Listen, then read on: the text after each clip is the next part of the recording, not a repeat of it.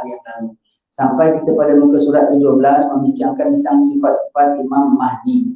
Imam Mahdi ya, tak lama lagi akan keluarlah Imam Mahdi itu. Tapi kita dengar orang sana cakap tak lama lagi Mahdi keluar, tak lama Mahdi keluar, tapi takut tuan-tuan dia. Ini bukan satu perkara seronok ya, bukan nanti kita sambut dia dengan bendera, bikin maulid besar-besar, bukan gitu ya. Nak sambut kedatangan Mahdi itu perang dunia tau, bukan perang dunia lagi tau, itu namanya malahim, urah dan besar akhir zaman. Tak kerana urah dan besar tak keluar Imam Mahdi. Urah dan besar akhir zaman. Kalau ikut pada jangka waktu apa yang diaman-amati oleh ulama, ikut jangka waktu rasanya ramai di antara kita masih sempat jumpa Imam Mahdi. Hanya tinggal berapa hari saja lagi. Tapi kalau jangkakan tengok dia punya kecoh, dia punya perang, dia punya dahsyat, rasanya tak tahu ada 2-3 orang lagi masih hidup tidak zaman itu nanti. Allah, kita bilang zaman kita tanah Melayu kita yang digempur oleh Portugis, oleh Belanda, oleh British, oleh Jepun dan berbagai-bagainya semua selama 500 tahun dikumpulkan dengan perang yang akan datang ni masih kecil lagi yang perang yang selama 500 tahun ini. Kalau pertumpahan darah lah, kalau pertumpahan darah daripada awal zaman Portugis masuk sampailah zaman Tok Kupalo, sampailah zaman sekarang ini disukat dengan nanti pertumpahan darah yang akan berlaku jauh yang sedikit ini yang akhirnya jauh lebih banyak lagi daripada yang selama panjang 500. Tapi nanti kemenangan dan kejayaan bagi pihak umat Islam jauh lagi gemilang daripada sepanjang 500 dan sebelum 500 paling besar punya gemilang lah nanti. Namun ketika itu sudah berapa ramai yang hanya tinggal sedikit saja lagi. Dan yang meninggal dunia itu Masya Allah sama ada syahid ataupun na'udzubillah sebelum meninggal dunia imannya dah gugur dulu. Sebab akhir zaman nanti persiapannya bukan hanya apa soal dapat makan tak ada makan, bukan soal dapat ada harta dirampas ataupun tidak. Nyawa pun sudah kita tidak begitu nak jaga lagi, hanya kita kena jaga iman saja tuan-tuan sekalian. Hanya iman saja yang kita jaga. Walau nyawa kita diancam sekalipun, walau nyawa kita diugut sekalipun, Allah, ya Allah, tetapkanlah iman ya Allah, tetapkanlah iman ya Allah. Nanti akan berlaku perkara macam berlaku perkara ni masyirah. Dia nak goreng kat minyak panas, batalkan syahadat ataupun tidak. Allah, nanti akan berlaku perkara-perkara bagaimana kita zaman-zaman dahulu tu disuruh batalkan syahadat. Allah akan berlaku perkara lagi itu dilindung sama Allah Subhanahu Wa Taala. Akan datang Imam Mahdi. Imam Mahdi ni kita dah sebut sifat dia bagaimana, Rasulullah sebut keleharannya, wajahnya, mukanya semua tu. Setengah orang untuk kita sukalah, jadi kita boleh kenal dia. Kita boleh kenal dia, tetapi bagi orang-orang yang musuh, kita bilang kenapalah Rasulullah kasih ajarkan gini. Takkan tu orang musuh boleh detect dia, boleh cari dia yang muka begini, yang keturunan begini, kita nama dia pun dah diberi. Takkan sudah satu perkara bahaya, jangan bimbang tuan-tuan sekalian. Allah Maha bijaksana, Rasulullah tidak bodoh. Tidaklah apa yang Nabi sebutkan ini, kalau ia pun muka dia begitu, nama dia begitu, bukannya mudah mereka nak detect, bukannya mudah mereka nak dapat ya. Mereka cari, memang cari. Senangnya tetap tampil Mahdi depan dia saja, dia tengok mukanya lain, kalau ubahkan pandangannya. Senang. Ataupun mungkin kalau kita baca nanti Mahdi mukanya begini, warna kulitnya begini, adakah dari lahir dia sudah begitu? Ataupun pada akhir zaman nanti baru Allah telah tukarkan muka dia begitu, seperti pengikut Nabi Isa alaihissalam, derhaka dengan Nabi Isa alaihissalam. Ketika Allah Ta'ala sudah angkat Nabi Isa alaihissalam, ditukarkannya mukanya sampai dia yang disalib dan mereka sangka mereka salib Nabi Isa alaihissalam. Begitu pun tidak mustahil tuan-tuan sekalian. Tapi namanya Muhammad bin Abdullah, adakah nama batang tubuh badan dia, ataupun nama kerohanian dia, ataupun nama sifat dia? Wallahu a'lam. Yang Nabi kita sebut itu semuanya kod. Macam kita bilang ni kotak warna label merah, kotak label warna kuning. Dalam dia mesti merah ke? Tidak mesti merah. Label dia saja. Kadang-kadang yang Nabi sebut ni kod itu dah difahami oleh alim-alim ulama. Namun pada wali-wali Allah Subhanahu Wa Taala yang akan dilantik oleh Allah Ta'ala untuk bayar Imam Mahdi, mereka dah tahu siapa akan jadi Mahdi. Mereka dah tahu siapa akan jadi Mahdi, mereka dah beritahu, mereka dah kabarkan. Bahkan Mahdinya sendiri belum tahu. Jadi kalau ada orang bilang sama kita, bulan pun nak jadi Mahdi tau. Guru aku jangan jadi Mahdi kan, jangan percaya langsung. Mahdinya sendiri dia tak tahu dia akan jadi Mahdi. Besok dia nak diangkat oleh Allah Ta'ala, baru malam ni dia download oleh Allah Ta'ala, diinput oleh Allah Ta'ala, baru dia tahu dia Mahdi. Dia memang sudah alim. Dia memang sudah perhatikan umat. Dia memang sudah usaha. Dia memang sudah dakwah. Tetapi tugasan Mahdi itu dia belum tahu. Dia belum tahu. Macam mana kau boleh tahu? Habis ni wali-wali tahu. Yang wali-wali ni tahu semua dia top secret Allah Ta'ala. Allah Ta'ala tak akan berikan secret dia, rahsia dia kepada orang yang bocor rahsia. Ha? Maka kalau siapa yang bocor rahsia, pulang akan jadi Mahdi. Pulang jadi Mahdi. Kita bilang, minta maaf lah rasa kami mengatakan cuma iya saja. Oh ya, tapi nak mengatakan iya, payahlah. Ha? Kenapa? Ini sendiri wali-wali sendiri siap simpannya rahsia daripada Allah Subhanahu Wa Ta'ala. Tapi dah ramai di antara mereka ini sudah tahu siapa akan jadi Mahdi, bagaimana nanti sini. Kalau mereka nampak, mereka yang paksa. Ya Tuan Imam Mahdi, naik kami baiat kamu. Dia enggan, dia kepaksakan Imam Mahdi. Allah, ya. Kita sambung baca kita ya. Tentang sifat-sifat Imam Mahdi. Kita sebut sikit ya. Tentang yang akan baiat kepada dia 313 orang wali-wali Allah. Ada yang mengatakan daripada 313 ni 7 sahaja yang akan hampir kepada dia. Itu dia ada top-topnya wakil bagi setiap suku bangsa atas dalam dunia ini, ya, suku bangsa Imam Mahdi ini. Dan yang nak naik ke Mahdi ini punya sifat memang setawaduk-tawaduknya. Tidak mudah tampil, tidak mudah hendak ke depan. Apabila mereka minta dia naik, dia terus, terima kasih tuan-tuan sekalian kerana mempersilakan saya. Tak ada. Dia tak nak, mana awak tahu saya?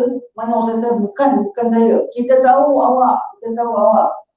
Naik Imam Mahdi. Tak nak. Dia lari pergi Madinah Al-Munawwarah. Pada hari itu juga pergi Madinah Al-Munawwarah. Hari itu juga balik Mekah. Dia balik ke Madinah, dia pergi ke Munawwarah, balik ke Mekah. Bukan pasal dia lari nak takut. Pasal dia nak menghadap Rasulullah. Nak confirmkan mimpi dia tadi malam dan nak confirmkan peristiwa sedang berlaku, peristiwa bergaduh di sekeliling Masjidil Haram, sekeliling Mekah sebagai tumpah darah gitu ya. Maka dia nak confirmkan adakah betul minta mandat daripada Rasulullah sallallahu alaihi wasallam. Kemudian pada hari itu juga dia balik ke Mekah. Kalau zaman dulu kita ingat macam manalah punya karamah ya. Karamah dia belum mula. Karamah Mahdi bermula apabila dia sudah dibaiat ketika dia nak keluar, nak pergi ke Madinah, dia diserbu oleh pasukan 500 orang tentera dari arah Syam nak melepaskan dia, tenggelam ditelan bumi semuanya. Itu kata Rasulullah, itulah awal mula bantuan Allah. Maka itu awal mula karamah ni. Maka yang daripada Mekah, Madinah semua tu masih jalan biasa. Dia pergi Mekah masih pakai visa tau. Masih pakai visa lagi. Ha? Masih pakai visa lagi. Dan mana boleh bawa senjata? Kita pergi Mekah boleh senjata, bawa parang boleh. Ha? Paling banyak bawa gunting kecil untuk tahallul sajalah. Itu saja Imam Mahdi ya. Jadi apabila dia balik semula, dia dapat mandat. Kita kalau bilang macam mana dia boleh balik semula pada satu hari yang sama. Zaman dululah, mungkin dia terbang ke mungkin apa, kan. Sekarang sudah banyak, ada bullet train pun ada, flight pun sudah ada. Dari Mekah Madinah sekejap aja, dari Johor sampai Pening sekejap aja, tak sampai 1 jam dah sampai. Begitu. Dan naik kereta pun, saya pernah naik kereta daripada Mekah pergi Madinah, orang Arab bawa punya laju, kereta limuzin, 3 jam sampai. Kalau 3 jam pergi 3 jam balik tu, itu kita naik bas kan makan 5-6 jam juga kan. Dia sampai 3 jam punya laju, Masya Allah. Bilang Mahdi nanti lebih laju lah daripada itu. Dia balik saja, maka sekalian wali-wali ni nampak dia ambil Imam Mahdi lagi sekali. Dan dah dapat dia. Ciri-ciri yang akan banyak dia macam mana tuan-tuan sekalian. Semua jenisnya bangsa. Garang-garang punya wali tu, tegas. Imam Mahdi naik. Dia enggan. Naik, kau tak naik, kau berdosa. Oh, Imam Mahdi dia marah je begitu. Maknanya ini semua tu jenis, kalau kita bilang macam kiai-kiai garang-garang lah, tuan-tuan guru jenis garang-garang ni, package paksa punya. Naik, kau tak naik kita bunuh kau. Sampai begitu dia punya acam. Ya, ini umat sudah dalam sengsara. Kau tak naik kita bunuh kau. Kau tak naik kau berdosa besar Imam Mahdi. Imam Mahdi pun kena warning. Ini jenis ya ulama-ulama yang tak boleh makan suap punya. Ini jenis ulama-ulama yang apa, bukan dengan orang-orang yang apa diseram aja mulut dia tutup. Bangsa berani cakap punya. Bangsa berani cakap. Dengan Mahdi pun dipaksakannya dia. Mahdi tak nak, dipaksakan dia. Dah kali ini baru Mahdi naik. Baru Mahdi naik. Dan dia dah kenal dah ke Mahdi macam mana. Di samping yang apa daripada sabda baginda sallallahu alaihi wasallam, mereka sudah juga ada info yang tersendiri daripada Allah Subhanahu Wa Taala tentang siapa jadi Imam Mahdi. Sekarang kita macam mana? Kita hanya ibadat pada Allah Ta'ala. Kau jangan nak cari-cari Mahdi. Siapa yang akan jadi Mahdi dah Allah Ta'ala tetapkan. Siapa yang nak bayar kepala dia pun Allah Ta'ala tetapkan. Jangan kita angan-angan nanti aku jadi pegawai dia lah, aku jadi orang kanan dia lah. Tidak. Kau jadi orang gaji dia paling bawah sekalipun dah cukup bagus lah. Asalkan kau dalam golongan dia. dan ketika tu dah tak ada glamour-glamour lagi tau. Dah tak ada glamour kita, aku boleh tampil, aku boleh hegi-hegi depan dia. Tak ada, dia tak ada gitu. Dia pilih dia punya staff dia berdasarkan iman dan takwa dan tawakal dan ikhlas bermarkah rohani yang tinggi. Bukan sedikit pun dengan markah zahir, bukan sedikit dengan kelulusan, bukan sedikit pun dengan kedudukan, apatah lagi, tidak. Bergantung pada iman dan takwanya yang tinggi, itulah yang akan jadi pilihannya. Dia wali Allah. Dia wali Allah. Kalau nak tengok Imam Mahdi punya gaya sikit lebih kurang punya pesen macam mana tau. Tengoklah Habib Ali Batu Pahat. Begitulah punya zuhud. Wali-wali punya zuhud. Begitulah dia punya zuhud dia. Dia punya tak ada dunia. Mahdi nanti partner dia dengan siapa? Partner dengan Nabi Isa. Nabi paling zuhud sekali Nabi Isa alaihi salam. Kalau Nabi Yusuf dengan ketampanannya. Kalau Nabi Daud dengan suaranya. Nabi Isa dengan zuhudnya. Nabi Isa dengan zuhudnya. Maka yang turun-turun ikut zaman Nabi Isa nanti siapa? Nabi Isa sangat zuhud. Rumah pun tak ada. Tidur kat mana-mana nak tidur, dia tidur. Tapi sampah pun dia tidur. Nabi Isa bukan pasal dia pengotor ya, tapi pasal orang macam aku, tempat gini pun layak juga.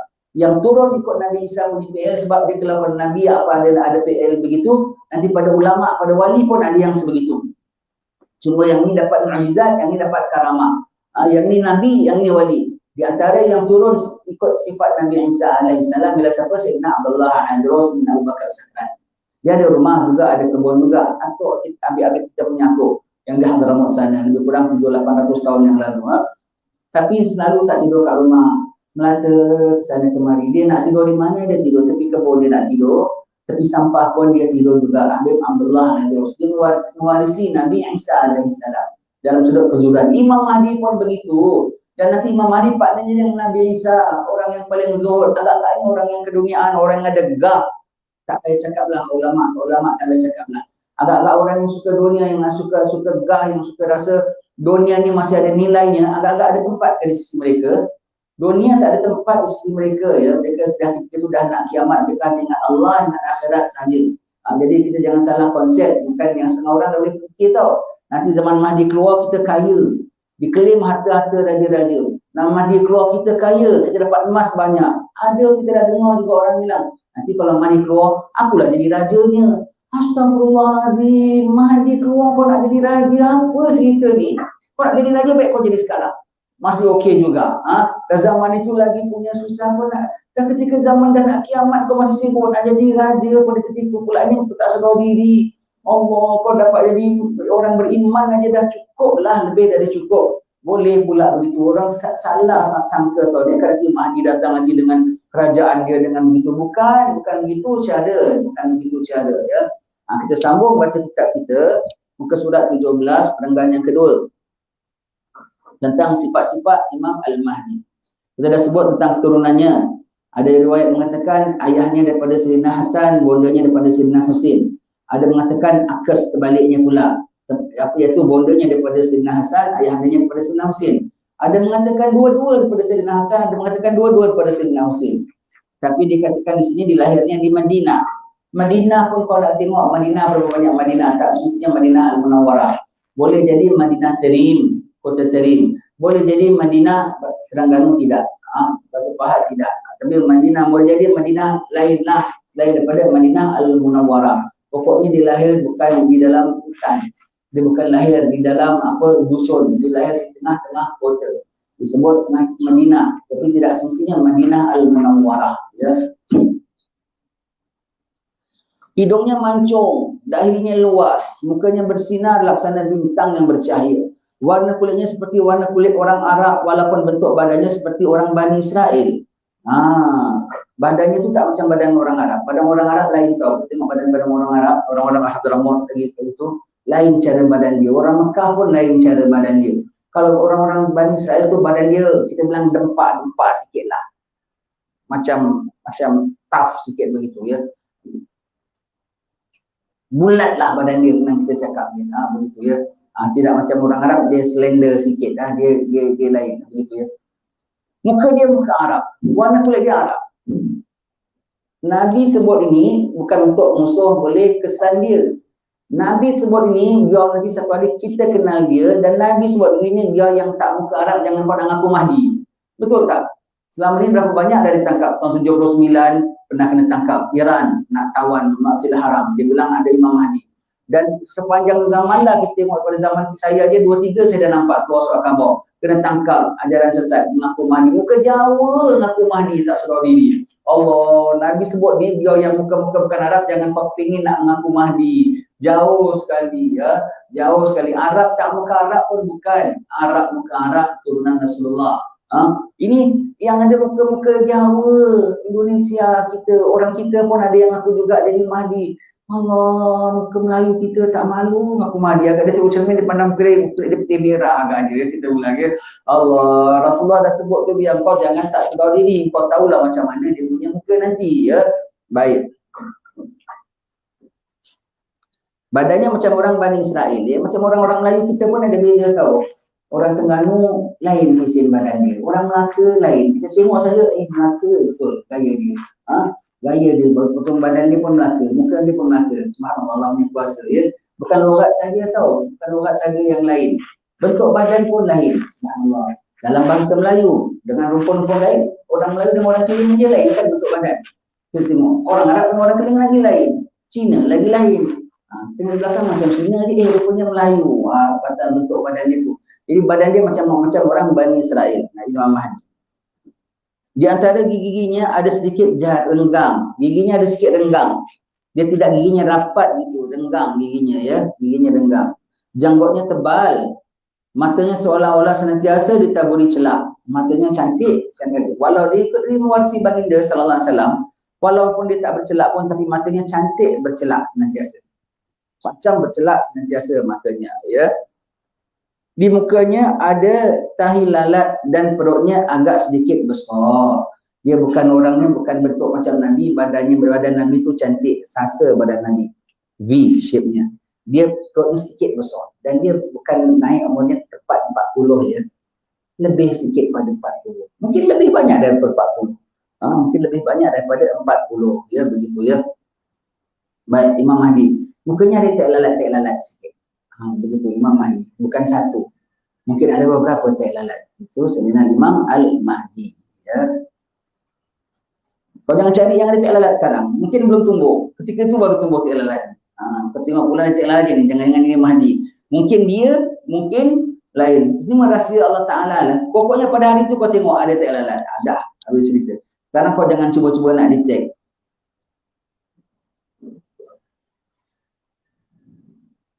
Perutnya sikit besar bermakna dia bukan muda belia. Ada umur sedikit ya. Rambut, janggut dan kesemua bulu-bulu badannya hitam. Dan bersama-sama dengannya ada bendera Rasulullah. Begitu juga jubah dan pedang baginda sallallahu alaihi wasallam dipustakakan. Mana dia dapat bagaimana wallahu a'lam. Sama ada memang mereka ni Sayyid turun dia dapat. Ya, dia tak tahu dia simpan secara rahsia secara family mereka. Ataupun memang Rasulullah beri pada mereka secara yang tambah. Sebagaimana kita lihat ya, tidak sedikit di antara para habaib kita ya, diberi oleh Rasulullah pinggan, diberi oleh Rasulullah tongkat, diberi oleh Rasulullah, dan apabila bukan tidur secara jaga mereka jumpa Nabi dan bendanya ada dan simpannya. Jadi sama ada ini adalah dia dapat daripada memang pusaka turun temurun ataupun memang diberi oleh Rasulullah pada ketika itu. Wallahu a'lam. Pokoknya pada tangan dia ada benda-benda ini semua ya, Imam Al-Mahdi. Jadi dengan Nabi sebutkan begini semua, kita dah terus tahu ke belum macam mana sifat dia? Pun kita belum tahu lagi. Masih banyak samar lagi. Ya. Pada mulanya Imam Mahdi bukanlah seorang terkenal dengan sifat-sifat keutamaan. Maksud bukan terkenal, bukan satu dunia pandang dia sebagai raja ke, sebagai presiden ke. Dia dah terkenal sebagai alimnya, berkenal sebagai ulamanya. Tetapi bukan terkenal sebagai panglima perangnya. Dan dia bukan orang-orang awam, orang-orang dekat pasar, orang-orang yang tak ada apa-apa terus jadi dah alim, dah pantau oleh luar dunia. Oh, Terengganu ini banyak benar dari pandangnya. Agaknya lah. Sebab kalau dia kalau umur dia dah 40, takkan sekarang dia masih belum tahu apa-apa. Dia dah banyak dia dah tahu semua. Banyak dia dah tahu semua. Itu Imam Al-Mahdi. Dia banyak dah tahu. Tapi belum satu dunia memandang dia sebagai satu world leader. Begitu ya. Begitu maksudnya begitu. Bukan, tapi dia bukan daripada orang seawam-awam orang. Orang istimewa di kalangan orang ya. Lalu Allah Ta'ala memberi taufik dan hidayah kepadanya sehingga dalam satu malam sahaja dia sudah berubah dari keadaannya yang asal. Asal tu macam mana? Bukan daripada bodoh jadi alim, dah memang alim. Asal daripada dia merasa bahawasanya dia orang awam, sekarang dia sudah rasa bahawa dialah pemimpin. Itu dia pun berubah. Bukan dia daripada orang awam terus jadi alim, daripada orang-orang tak faham terus jadi bijaksana. Dah memang alim, dah memang pintar, dah memang rasa tanggungjawab, dah memang rasa prihatin terhadap umat dan masyarakat. Tetapi dia merasa dia macam orang awam lain lagi. Dia rasa macam orang awam lain. Dia tak rasa dia pemimpin. Tapi pada hari itu, sebab kalau dapat rasa begitu tu satu perasaan yang tak bagus ya. Tapi kalau dah memang dia dah pemimpin, begitulah Allah Ta'ala letak dalam hati dia, baru dia tahu dan barulah layaknya dia mengarahkan sebagai seorang pemimpin. Ya. Ia telah menjadi seorang yang wara, adil, alim dan sebagainya, seperti sifat-sifat yang disebutkan dalam hadis-hadis Rasulullah sallallahu alaihi wasallam. Dari sekarang dia sifat begitu, dari sekarang sudah sifat begitu, pada ketika itu plus ada sifat kepimpinannya, maka serlahlah sekali. Serlah sekarang masih mastur. Walaupun dia sudah masyhur, tetapi sifat kepimpinannya sebagai panglima, sebagai raja, sebagai pemimpin, sebagai khalifah masih mastur. Orangnya dah masyhur. Orang masyhur, tapi dia punya sifat kepimpinannya masih mastur. Ketika itu orangnya dah masyhur dan sifat kepimpinannya juga akan jadi masyhur, ya. Dalam hal ini ada diriwayatkan sebuah hadis yang berbunyi Al-Mahdiyu minna ahlil bait yuslihuhu Allahu fil lailah. Al-Mahdi itu dilahirkan dari keturunan ahlil bait, keturunan Siti Fatimah radhiyallahu anha, ya, yang telah disempurnakan oleh Allah Ta'ala akan segala kebaikannya pada satu malam saja. Lihat ya, disempurnakan dalam satu malam saja. Tidak bermakna baru dibuat pada malam itu. Bermakna sudah ada sempurna, namun dilengkapkan kesempurnaannya. Dinaikkannya, digemilangkannya, dijulangkannya pada malam itu. Tetapi dia sudah ada, sudah ada persediaannya Imam Al-Mahdi ini, ya.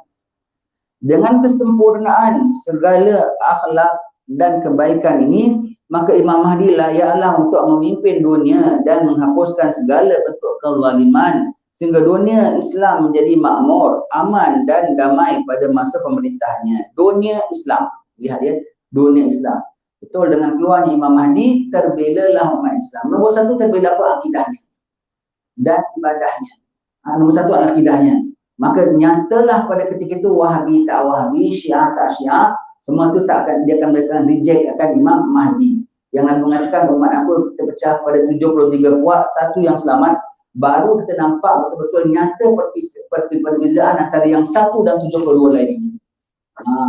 Dan tak satu yang 72 lain ini mereka tidak kira Imam Al-Mahdi, ya.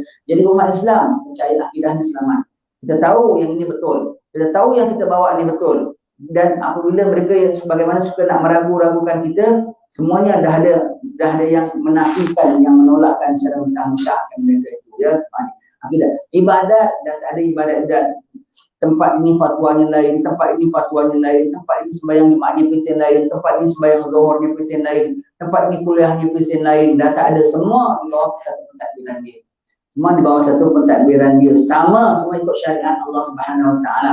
Bukan ikut suka siapa-siapa, bahkan bukan ikut suka dia pun, tetapi adalah dengan syariat Allah Ta'ala sebagaimana dibawa. Seperti kami pesan tuan-tuan sekalian, dari sekarang setiap mana tempat semua dah biarlah ikut bikin apa segala aktiviti kita, biar ikut syariat. Tak lama zaman Mahdi nanti kau tak selesa tu, bikin surau, bikin masjid, bukan main punya cantik, bukan main gaya, bukan begitu cara masjid dan surau. Sekarang pentadbiran LJK dengan macam-macam hal. Keduri kahwin laki-laki perempuan campur gaul, tak boleh. Jadi kalau keduri kahwin campur gaul, tak laki perempuan itu. Asing, ya. Mesti kena asing laki-laki perempuan. Kalau Mahdi datang bising, dia nanti tengok apa ini macam perempuan laki-laki. Marah dia nanti dengan kita semua. Kita yang kena. Sekarang semua dah kena latih. Anak-anak kita semua paling-paling tidak latih sembahyang, latih ibadat semua. Jangan tunggu Mahdi datang baru nak ajarkan orang wudu. Jangan tunggu Mahdi datang baru nak ajarkan. Sekarang apa yang kita boleh buat sekarang, kita buat sekarang. Apa yang kita boleh persiapkan sekarang, siapkan sekarang. Siapkan sana, siapkan sini, pergi sana, pergi sini. pesankan sana, pesankan sini. Jadi bila Mahdi datang, mereka semua tahu dah peranan masing-masing tahu. Dah tahu peranannya, dah tahu gambaran bahawasanya Mahdi akan datang, dah tahu apa nak buat semuanya itu. Semua dah, jangan tunggu Mahdi datang. Sekarang dah boleh bersihkan kita sistem ibadat kita. Sekarang dah bersihkan sistem masjid kita, sistem kemasyarakatan kita. Semua kita lihat belum Mahdi datang dah senang. Dunia Islam akan senang. Dan terpelihara daripada aniaya orang-orang kufar.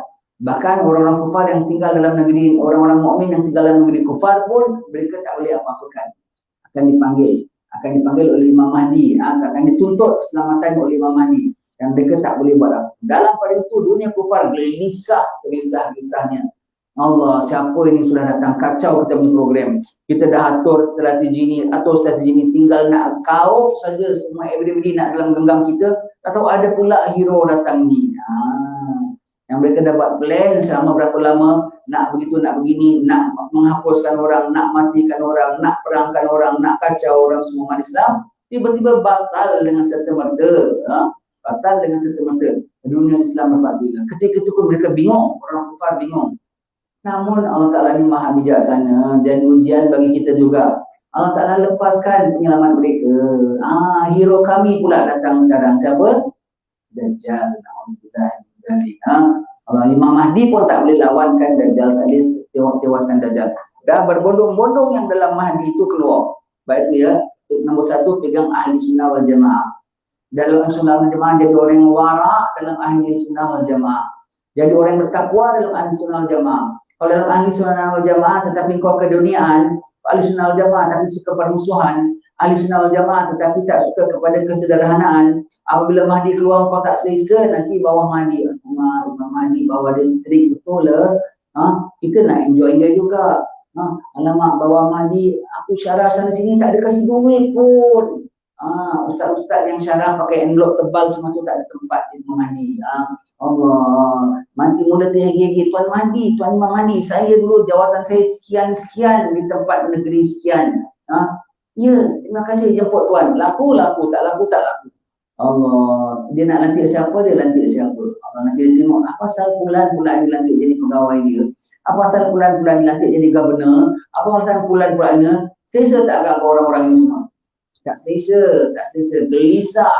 Nanti dia mula tawar hati dengan Mahdi. Tawar hati, paling hati. Keluar Dajjal semua paling tak ada. Manakah tidak pada hari pertama Dajjal keluar, 80,000 alim ulama lari ikut dia. Manakah tidak 1/3 umat Islam buat dia. Siapa ni semua? Dibawa Imam Mahdi tetapi tak selesa dengan Imam Mahdi. Allah. Nak dibawa Mahdi, nombor satu akidah kena jaga. Kemudian syariat kena pegang, sebab Mahdi pegang syariat. Kemudian nak kena zuhud, nak kena tawaduk, nak kena tawakal, nak kena takwa, nak kena redha. Tak boleh tidak di sifat ini. Kau masih keduniaan, kau masih suka pakai agama, pakai agama untuk dunia kau, cari peluang nama kau, kemewahan kau dengan gunakan agama. Sorry, tak ada tempat di sisi Imam Mahdi. Ya, dia akan takbir seperti kebalikan takbiran seperti zaman Sayyidina Umar bin Khattab, seperti zaman Sayyidina Khalifah Umar bin Abdul Aziz, dan seperti zaman baginda sallallahu alaihi wasallam. Akan kembali yang kita baca hadis-hadis macam mana takbirannya, macam mana sistemnya semua. Baik, kita nak tanya, siapa agaknya boleh bantu Mahdi? Siapakah ada orang mahir-mahir boleh bantu Mahdi? Sekarang kita mau tanyalah satu-satu orang yang pegang jawatan tertinggi dalam satu bidang, umpamanya kesihatan ke, kewangan ke, di mana-mana tempat dalam dunia ini. Adakah fulan itu orang paling mahir dalam bidang dia atau tidak? Dalam bidang yang dia pegang lah, dia jadi ketua dalam bidang itu, takbir. Adakah dia paling mahir atau tidak? Rasanya dalam negeri itu ada orang lebih mahir daripada dia tak? Sudah tentu. Tapi kenapa tak tampil? Tak perlulah aku tampil untuk bersama-sama dengan orang-orang yang begini. Mereka simpan dulu kemahiran mereka. Mereka sembunyi dulu. Kalau dia keluar Imam Mahdi, dia akan tampil. Tuan Imam Mahdi, begini cara binaan. Tuan Imam Mahdi, begini cara pentadbiran. Tuan Imam Mahdi, begini cara kewangan. Sampai bukan mereka hanya bantu Mahdi, dan mereka bukan pandu Mahdi, mereka dipandu oleh Mahdi. Mereka bantu dalam kewangan, mereka bantu dalam kesihatan, mereka semua. Ada orang-orangnya Allah Ta'ala dah simpan. Kemudian kita ada tanda tanya lagi, adakah yang akan bantu Mahdi ni mereka pandai ke pentadbir?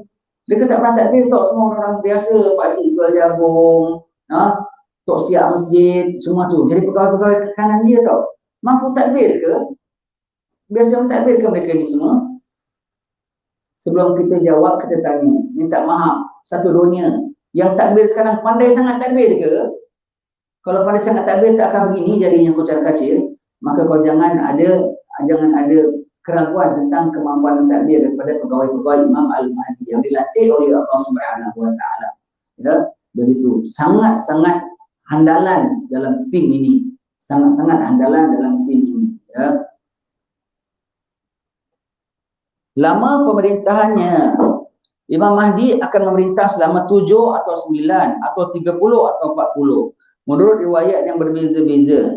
Tetapi mengikut Imam Ibn Hajar Al-Haytami, semuanya itu adalah benar kerana riwayat yang mengatakan 7 atau 9 tahun itu melihat kepada zaman keemasan pemerintahannya, dan riwayat yang mengatakan 30 itu melihat kepada zaman pertengahannya, dan riwayat yang mengatakan 40 tahun itu dilihat kepada keseluruhan masa pemerintahannya. Ya. Baik, Mahdi 5 tahun hingga 7 tahun, 7 tahun hingga 9 tahun maksud hadis baginda sallallahu alaihi wasallam. Jadi yang mana? Mungkin 9 tahun daripada awal diambil sampai ujungnya. Mungkin 5 tahun ada negeri-negeri yang dia boleh pegang penghujung pentadbirannya. Tapi kenapa sampai 30-40 tahun? Dia punya asas dia sampai hujungnya 40 tahun. Jadi kita jangan sangka ya, kadang-kadang dia dah meninggal. Macam kita bilang, kita pakai sistem negeri Terengganu, perlembagaan, kita tengok saja. Akta sekian, tahun sekian. Yang buat akta tu pun dah meninggal dunia. Tahun 50 punya akta semua itu. Ini akta Mahdi. Sampai zaman Nabi Isa masih digunakan. Akta Mahdi. Itu mengatakan 30-40 tahun masuk. Kadang-kadang orangnya dah tak ada. Jadi kita jangan sangka ya, bahawasanya nanti Mahdi akan keluar 7 tahun. Di penghujung-penghujungnya baru kemarau 3 tahun. Di penghujungnya baru keluar Dajjal 40 hari. Nanti baru turun Nabi Isa selama 40 tahun takbir. Kadang-kadang semua bersusun. Susun. Boleh jadi sebelum keluar semua, kemarau dah keluar dulu. Di penghujung kemarau akan keluar Dajjal. Bermakna 3 tahun. Dalam 3 tahun, Mahdi akan keluar sebelum Dajjal. Bermakna dalam 3 tahun pasti akan keluar Mahdi. Bermakna dalam waktu yang paling dekat lagi daripada itu akan berlaku perang besar. Dan bermakna nanti Mahdi kalau takbir mungkin Nabi Isa turun di zaman bukan akhir Mahdi, mungkin awal Mahdi. Jadi lama dia dengan Nabi Isa. Kalau dia penghujung, dia jumpa 1-2 hari saja. Dan kalau mungkin Nabi Isa turun peringkat awal dia, jadi bermakna dia overlap, waktu dia tu overlap, bersusun, bertindih. Jadi kalau begitu yang nama-sama tempohnya sama sekali hanya sedikit saja. Maka orang congak-congak kalau begitu, kalau begini paling-paling tidak memakan 50-60 tahun. 40 tahun lebih saja lagi. Sampai habis semuanya sekali. Daripada mula Mahdi keluar, sampai habisnya semua sekali, hanya berapa? Bukan kira-kira Mahdi 7 tahun, 9 tahun. Nabi Isa 40 tahun, jadi 49 tahun. Dajjal kemarau 3 tahun, sampai sekali 53 tahun. Kan? Daripada Mahdi sampailah Nabi Isa itu 40 tahun. Dia overlap waktunya. Waktunya boleh overlap ya. Begitu tuan-tuan sekalian, kita kena faham. Bila bermulanya wallahu a'lam. Janganlah kita bercita-cita sangat. Kalau Mahdi keluar, kita dapat jumpa, dapat tahan dengan dia, jadilah. Jangan Mahdi keluar, na'udzubillah, kita jumpa Imam Mahdi tapi kita berpaling daripada dia, sudahlah. Untung Habib Hussein dah meninggal ya. Untung Khaifah Zamzam sudah meninggal. Di antara yang disebut ya dalam kitab Kiamat Habib Abu Bakar ini ada menyebutkan bahawasanya untung orang yang mati sebelum 3, mati sebelum aku, mati sebelum imam, dan mati sebelum Dajjal, mati sebelum Nabi. Pada sahabat ada yang kena siksa kubur kan, Nabi taruh pelepah tamar saja terangkat siksa kuburnya. Untung yang mati sebelum Nabi SAW. Mati sebelum imam. Imam itu siapa? Tok Syekh kita, tuan guru kita. Tak semestinya Imam Mahdi, tak semestinya Khalifah. Tok Syekh kita itulah imam. Kalau kita mati, imam kita masih ada, tak akan sempurna dah untuk bulan meninggal. Pak Habib sendiri yang bacakan doa. Untuk bulan meninggal, Pak Habib sendiri yang imamkan sembahyangnya. Subhanallah. Jadi mati sebelum imam dan mati sebelum Dajjal. Jadi tuan-tuan pernah mati bolehlah mati sekarang. Mudah-mudahan panjang umur ya. Mati panjang umur ya. Mati sebelum Dajjal, sebab kalau mati sebelum Dajjal susah. Jadi kita nak jumpa Mahdi, jangan kau jumpa Mahdi, tapi kau berpaling pada Mahdi sudah. Terserah pada Allah Ta'ala. Panjang umur jumpa tak panjang umur, pokoknya dalam pihak orang beriman saja. Pokoknya pihak dalam pihak orang beriman. Jumpa Mahdi, alhamdulillah di bawah dia bersama orang beriman. Tak jumpa dia masuk kubur di bersama orang beriman. Itu jadi kita jaga. Yang kita biaya benar nak jumpa Mahdi, kita datang Mahdi, kita menyapa tengok dia. Alamak, ini Pak Agak mana ni sudah dengan kain dekat dia. Dia pakai sunnah Nabi lah punya cara. Dia tidak pakai mesin Saudi punya cara. Dia tidak pakai mesin Jordan Mesir punya cara. Dia ikut macam mana Nabi pakai punya cara. Pakai kain, pakai baju, pakai jubah, pakai imamah, pakai syal. Itu cara sunnah Nabi SAW. Cara Nabi SAW. Orang yang biasa handalan-handalan akan pandang dia tengok singkit betul Pak Agak mana orang. Mula dia ada tanda tanya betul ke dia Mahdi. Maksudnya tengok lahirnya saja. Betul dia Mahdi. Memang betul dia Mahdi.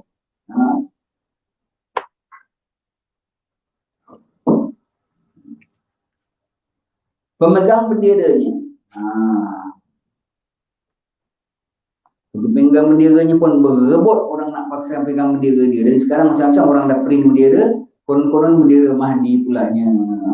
Macam-macam pakai nama apa nak jadi pengikut Mahdi. Benderanya adalah berwarna hitam dan pemegangnya ialah seorang anak muda yang datang daripada timur. Janggutnya tipis, warna kulitnya sedikit kuning. Bermakna bukan warna kulit Arab kemerahan. Sedikit kuning itu adalah warna kulit orang lain. Begitu ya. Warna kulit orang lain. Dari timur. Dari timur itu macam mana tuan-tuan? Dan sekarang timur itu ada timur. China pun timur. Kita pun timur. Betul tak? Tapi kalau kita ni timur, Yaman pun timur. Timur daripada mana? Timur daripada Mekah, timur daripada Madinah, betul tak? Tapi kalau Yaman itu timur adalah timur Mekah Madinah. Kalau China timur, tapi dia timur tapi dia arah atas, utara. Apa tu namanya? Tenggara ya.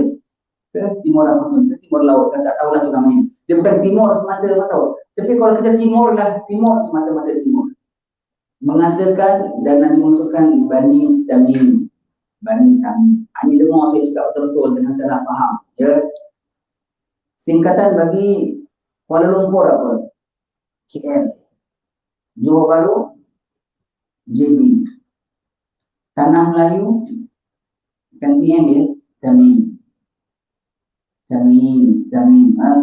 Jadi setengah ulama berani sebut tahu. Bani Tamim tu kita le. Tak boleh cakap. Sebab Nabi cakap dia tak boleh confirmkan begitu. Harap boleh. Nama sama ya? Boleh. Nama kita pun Bani Tamim, anak-anak tanah Melayu. Anak-anak tanah Melayu, Bani Tamim lah. Anak-anak tanah Melayu, Bani Tamim kita ni. Bani Tamim. Nama sama. Harap boleh.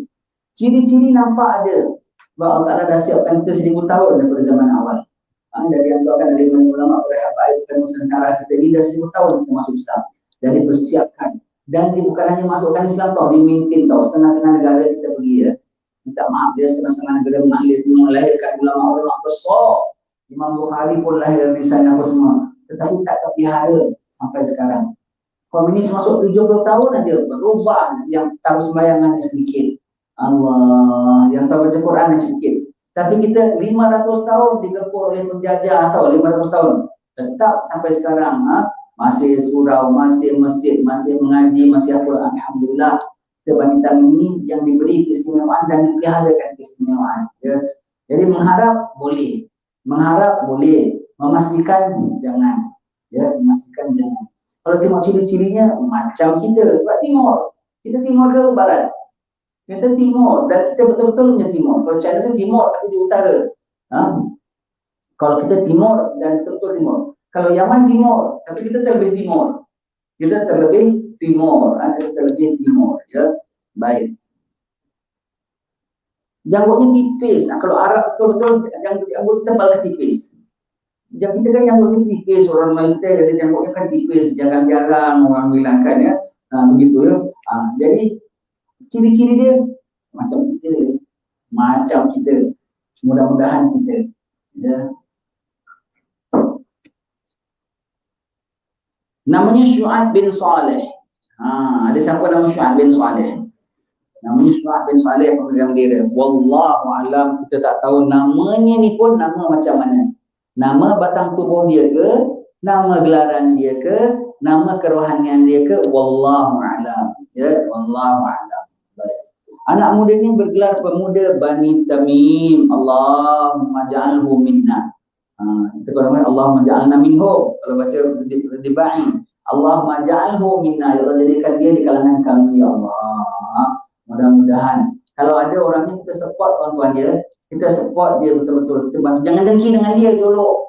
Sikit-sikit orang naik jolok, sikit-sikit orang naik dibintis, kasih jatuh. Ya? Kalau ada betul-betul dia, bantu. Kau tak bantu dia pun Tuhan bantu dia. Kau jangan bimbang. Ya. Dan dia mengetahui angkatan tenteranya dan yang menjadi tulang belakang kekuatannya. Jadi tulang belakang kekuatannya. Saya dengar hadis ini ya. Kemudian saya pergi Palestin kemarin, saya tengok, saya dapat alhamdulillah saya sampaikan Palestin 3 kali ya. Jadi sampai sana saya tengok apa perlunya orang Melayu pergi bantu Imam Mahdi di Palestin. Jangan dulu kok ya. Imam Mahdi bukan hanya merdekakan Palestin ya. Dia keluar di mana? Dia punya masyhur di mana? Mekah. Kemudian dia punya takbir di mana? Madinah. Palestin dia akan merdekakan Mekah, Madinah dahululah. Palestin kemudian, Mekah, Madinah dulu. Mekah, Madinah pun sekarang dah dipegang oleh orang-orang tak senonoh akhlak selama 100 tahun yang akidahnya lain pada akidah kita, tak selari dengan akidah kita. Semua itu ujian kita nak akhir zaman. Dan jangan kau berdalil asal Mekah, Madinah saja betul. Mekah, Mekah, Masjidil Haram, Masjidil Haram, Kaabah, Kaabah. Tapi sekitarnya tak dijamin oleh Allah Ta'ala. Daripada lepas zaman Nabi Ismail sampai zaman baginda sallallahu alaihi wasallam, apa ada keliling Kaabah? Apa dia Kaabah? Berhala. Ketika itu ada Nabi Musa, ada Nabi Harun, ada Nabi Zakaria. Tapi Mekah tetap dengan berhala ini. Allah biarkan jadi ujian. Zaman Fathul Mekah baru Nabi kita bersihkan. Bersih. Sampai ujung-ujung akhir zaman Allah Ta'ala kelirukan fitnah. Maka Allah Ta'ala izinkan orang-orang yang bukan dipegang. Sekarang ini macam-macam cara mereka bikin. Imam Mahdi akan bersihkan Mekah, Madinah, kemudian Palestin. Apabila dia masuk Palestin, saya sampai Palestin, saya tengok apa perlu orang Melayu bantu Palestin. Kenapalah orang-orang Melayu ni beria yang benar nak jadi Imam Mahdi? Apa perlu dia dengan Palestin? Saya tengok di Palestin memang rasanya tidak ada bangsa lain yang patut membela tentera Mahdi di Palestin kecuali orang Melayu. Bukan Arab. Bukan Arab dan orang Palestin sendiri. Nombor satu, kenapa ada ciri pada orang Melayu yang kita ingin nak jadi calon lah? Apa ada? Nombor satu, orang Melayu ni taat. Sami'na wa ata'na. Nombor dua, orang Melayu ni zuhud. Dia tidak ada kemewahan. Negeri dia sendiri orang lupa daripada beratus tahun ambil segala biji emas kita, biji bukan biji timah ni baru, biji perak kita. Dia biarkan, dia kenyangkan orang-orang kufar dengan perkara dunia. Orang Melayu sepatutnya tidak aman. Dan kalau di Palestin sana, kalau orang dia sendiri, negeri bumi Palestin itu dah jadi hak milik orang Islam, hanya tinggal 1/3 saja. Lagu 23 di bawah mereka, dan umat Islam di bawah mereka selesa tau. Dia kasih IC dia kasih pasport dia. Jadi rakyat dia, gaji pun bagus, dengan pasport dia boleh pergi Amerika bagaimana. Dia rasa, we are treated well, no problem. Agak-agak mereka nak lawan tu. Mereka sanggup nak tentang, nak bersama dengan Mahdi tentang apa yang mereka sedang selesa sekarang tak. Dan mereka tak rasa mereka tertindas. Mereka rasa kita dilayan dengan baik. Kita sebagai rakyat dan lebih baik daripada kalau Arab. Tapi gaduh saja. Jadi betul konsep mereka. Agak orang ini akan bela Mahdi tak? Dia halau Mahdi lagi. Dia yang sakit baki sedikit pun yang Yasir Arafat penting banyak dah tinggal dunia. Ada sekarang hanya yang tinggal dia punya, kalau dia nak dia yang sungguh-sungguh tu pasal apa? Pasal agama, pasal tanah, pasal autonomi, pasal untuk bela aku dah kena tikam dengan dia, abang aku dah kena bom dengan dia, rumah aku dah kena rampas oleh dia. Semua pasal dunia tau, bukan pasal agama. Agak-agak kalau Bani Jawi pergi sana, ada pasal tanah tak? Nak rebut kebun sawit kita. Agak-agak pasal nak bela atuk kita tak? Ada nak pasal abang kita kena bunuh sana tak? Tidak kan? Tidak, kita pergi sana kecuali kenapa? Kerana Allah semata-mata. Kena patuh kepada imam. Ya. Jadi kita tengok tentang persediaan untuk ke sana. nampak-nampaknya, dan kita jangan tak sedar ya, Bani Jawi kita ni sekarang ni ada tak kita dengar pelarian Melaka tumpang berlindung di Syria, pelarian Jawa tumpang duduk di Mesir, ada tak kita dengar? Tapi ada tak kita dengar pelarian mereka di tempat negara kita sini? Banyak ya. Bermakna tanpa kita sedar, orang Melayu ini pelan-pelan dia mampu bantu saudara dia tau. Dia mampu bantu saudara, sifat tanggungjawab dia terhadap saudara Muslim dia kuat tau. Not even Dubai, Abu Dhabi terima orang luar datang pelarian. Tapi orang Malaysia boleh terima tau. Orang Melayu kita boleh terima.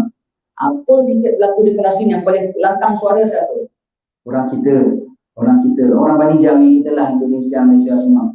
Tengok ciri-cirinya, kalaulah kita ni jadi, nampaknya macam ada tokoh lah, ada tokoh nak jadi. Mudah-mudahan di kalangan kita. Kalau betul kita yang dipilih oleh Allah, kuatkan semangat tuan-tuan ya. Kuatkan semangat, bulatkan tekad, bantu Sayyidina Imam Mahdi. Bantu Sayyidina Imam Mahdi ya. Tak perlu rasa curiga. Kita, Allah bersama dengan kita. Dan kita di bawah pentadbiran Allah.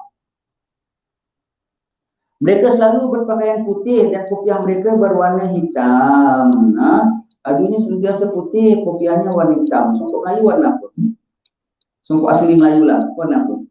Purple ke? Merah ke? Putih ke? Hitam. Ini nampak-nampak ni macam ciri-ciri dia macam kenal aja ya. Macam kenal aja bangsa ni, macam familiar pula dia kata tengok ya. Macam kanan kiri kita boleh nampak orang-orang begini ya. Di waktu malam bagai pendeta yang khusyuk beribadat kepada Allah Ta'ala. Di waktu siang laksana singa yang lapar, maju ke depan, menyerang musuh dengan tidak mengenal arti takut dan mundur. Tidak kenal. Baiklah, sedikit aja sebut tentang zaman-zaman nanti gempur apa semuanya. Tuan-tuan orang Melayu kan, cuba eja perkataan takut, macam mana dia takut? Macam mana dia takut? Cuba dia takut. Bukan. Macam mana dia takut? Dan tak alih kawal kita pun bukan. Takut tak boleh dieja dalam bahasa Melayu. Kerana perkataan takut tidak ada dalam bahasa Melayu. Takut tidak boleh dieja. Tidak ada takut. Dalam bahasa Melayu kita tidak kenal takut. Kerana tidak ada dalam bahasa Melayu arti takut. Jadi orang paksa kita suruh takut. Takut kau, takut. Luar ejaannya B-E-R-A-N-I. Itu kita punya takut. Kau paksa lagi. Takutlah kau. Luar perkataan G-A-S-A-K. Apa tu? Rasa Allah. Itu kita punya takut kalau nak tahu. Itu kita punya takut. D-A-K-U-T tu tak boleh dieja sorry. Jadi kalau orang Melayu dia takut. Dah tak ada dalam kamus bangsa Melayu. Boleh pakai untuk makhluk lain. Rusa takut dengan rimau, boleh. Tikus takut dengan kucing, boleh. Kucing takut dengan anjing, boleh. Melayu tak ada nama takut. Itu ya. Ada nama takut. Mudah-mudahan Allah Ta'ala berikan kita semangat yang sedemikian. Wallahu a'lam bishawab. InsyaAllah ya. Kita akan baca lagi, akan langsung gempa ya. Gempa ya. Gempa ni ada mungkin gempa hissi ataupun gempa maknawi. Mungkin gempa betul Mekah Madinah. Mungkin gempa maknawi. Itu yang lebih kuat lagi. Dia apa hari yang menentukan Mekah Madinah memuntahkan orang-orang munafik. Tak payah kita tengok saja. Ketika Mahdi masuk, tak selesa sekali ini semua. Wahabi-wahabi ini tak selesa sekali. Dia rasa gelisah sekali. Dia keluar berbondong-bondong nak minta orang tolong dia. Dia tak selesa bawah Mahdi. Ketika itu hanya tinggal orang-orang macam kita saja nanti di sana. Orang-orang macam kita, orang mukmin bangsa kita saja. Hati-hati itu ya. Dia tak selesa. Contoh sekarang kita boleh lihat apa? Taliban takbir. Orang sendiri tak selesa. Keluar dari dia mereka. Padahal takbir orang Islam dia, bangsa dia. Dia tak suka. Dia nak orang lain yang takbir ikut gaya kufar. Saudi sendiri sekarang. Paksa kerajaan dia kena ubah sistem. Pasal rakyat dia tak selesa dengan dia punya cara ortodoks. Cara lama, suruh Kaabah, suruh tawaf, suruh apa semua. Kita nak enjoy juga, kita nak joget juga. Allah, semua begitu ya. Semakin kena bertukar semakin begitu ya. Nah, tak selesa, tak selesa. Nanti apabila keluar mandi lagi mereka tidak selesa. Agak-agaknya tengok ciri-ciri sekarang lah. Kita selesa ke dengan yang tak ada Mekah Madinah punya cara sekarang? Tak selesa. Kita lebih selesa dengan cara yang tak ada 200 tahun dulu ke yang tak ada sekarang. Kalau anda selesa dengan 200 tahun dulu, maka akan tak ada macam cara 200 tahun dulu. Zaman Mekah tengah masih suci dan sebersih-bersihnya.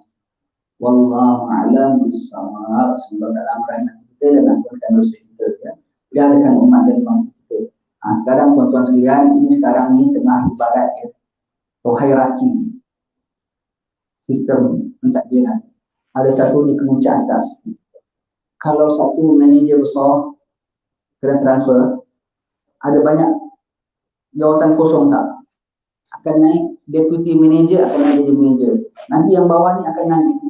Sekarang ni tengah duduk dan sekarang ini top kita dah berpindah, ditransferkan ke alam barzah. Syekh Fahmi Zamzam penulis kitab ni, Habib Hussein kita, dalam 2-3 hari ni jadi besar-besar 3-4 orang yang diambil oleh Allah Ta'ala. Maka atas yang ada vacancy ni pasti diisi. Maka bila tempat tu diisi, yang bawah pun akan naik. Sekarang lah siapa nak naik, nak hampirkan diri pada Allah Ta'ala, sekarang waktunya. Sekarang waktunya, vacancy tengah dibuka. Vacancy tengah musrah. Satu kalau kita bilang yang patah tak akan tumbuh, hilang tak berganti. Maka satu toke besar transfer, 10 akan isi tempat dia pun tak boleh menjalankan tugas dia. Maka satu tak ada, yang akan naik 10. Mungkin 20. Di bawah ni pun makin kosong. Sekarang lah dengan Allah Ta'ala sedang nak menggerakkan yang di bawah untuk naik atas. Siapa nak tobat sekarang. Siapa nak minta hampir kepada Allah Ta'ala, minta sekarang. Siapa nak berubah jadi orang baik, minta sekarang. Nak ada vacancy untuk mengisi tempat itu sekarang. Ya. Yang meninggal cuma 2-3 orang. Meninggal 2-3 orang. Tapi membuka ruang kepada 2-3 ribu orang. Membuka ruang kepada 2-3 orang dari atas sampailah ke bawahnya semua. Sampai ke bawahnya. Wallahu a'lam bishawab. Habib Hussein ni saya mula kenal dia ketika dia datang daurah kita ni. Musim panas. Sangat punya panas. Musim panas tu kalau tarik tu, kalau sembahyang tarawih, pukul 1 pagi, 51 darjah. Kita sembahyang di masjid, kita kuliah di Masjid Al-Kaf sebelah sana. Darul Mustafa penuh. Kuliah Zuhur. Saya baca kitab Adab Sultan Murid. Habib Hussein tak tinggal. Dia antara student yang tak pernah tinggal. Nanti daripada masjid dar nak pergi masjid jalan kaki panas-panas ditodong dengan sejadah Habib Hussein. Nanti saya ada kereta tarik pula Habib Hussein. Habib naik. Nanti berapa yang tua kita naikkan.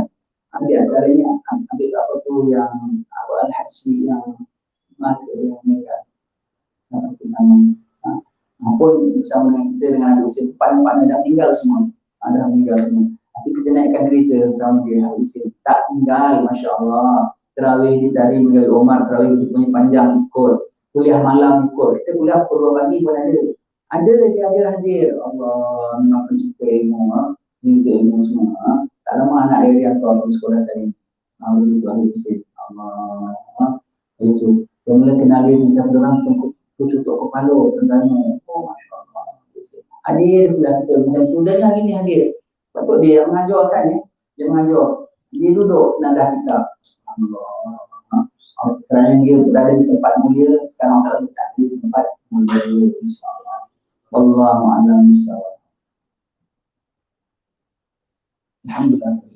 Assalamualaikum warahmatullahi wabarakatuh.